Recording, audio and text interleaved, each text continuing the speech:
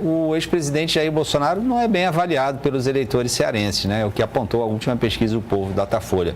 Como a gente acabou de acompanhar também, há um questionamento sobre Bolsonaro estar sendo escondido pelo seu candidato na eleição aqui em Fortaleza. No Rio, inclusive, Bolsonaro não tem conseguido emplacar o seu candidato também, que é o Alexandre Ramagem.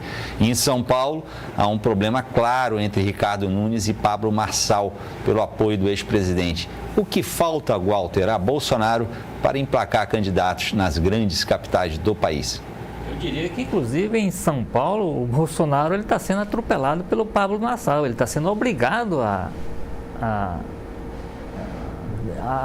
conseguir algum tipo de aproximação com o Pablo Marçal, porque o candidato dele era o prefeito Ricardo Nunes, né? Houve um princípio de desavença, inclusive críticas mais do Bolsonaro e dos filhos em relação ao Pablo Marçal do que o contrário, e nesse momento eles fizeram um acordo lá entre eles, mas o Bolsonaro também não está sendo não está sendo um bom cabo eleitoral em São Paulo. No caso aqui de Fortaleza, primeiro, com relação à questão da participação dele na campanha do André Fernandes, não dá para dizer que o André Fernandes está escondendo o Bolsonaro, né?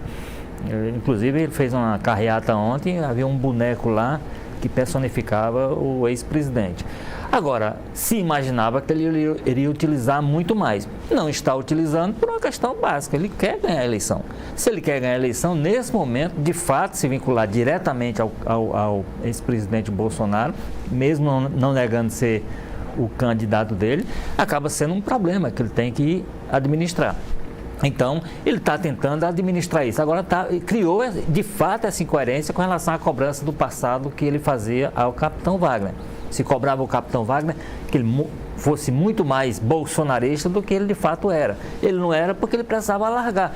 O André, por exemplo, ele tem o seu público, ele precisa obter apoio fora da tal bolha bolsonarista. E ele não vai buscar esse apoio abraçado ao ex-presidente Bolsonaro, isso é evidente. Então, isso são estratégias naturais, tanto as estratégias são naturais, quanto as críticas à estratégia adotada pelo candidato André Fernandes também fazem parte do processo. Então, eu acho que está tudo dentro de um contexto.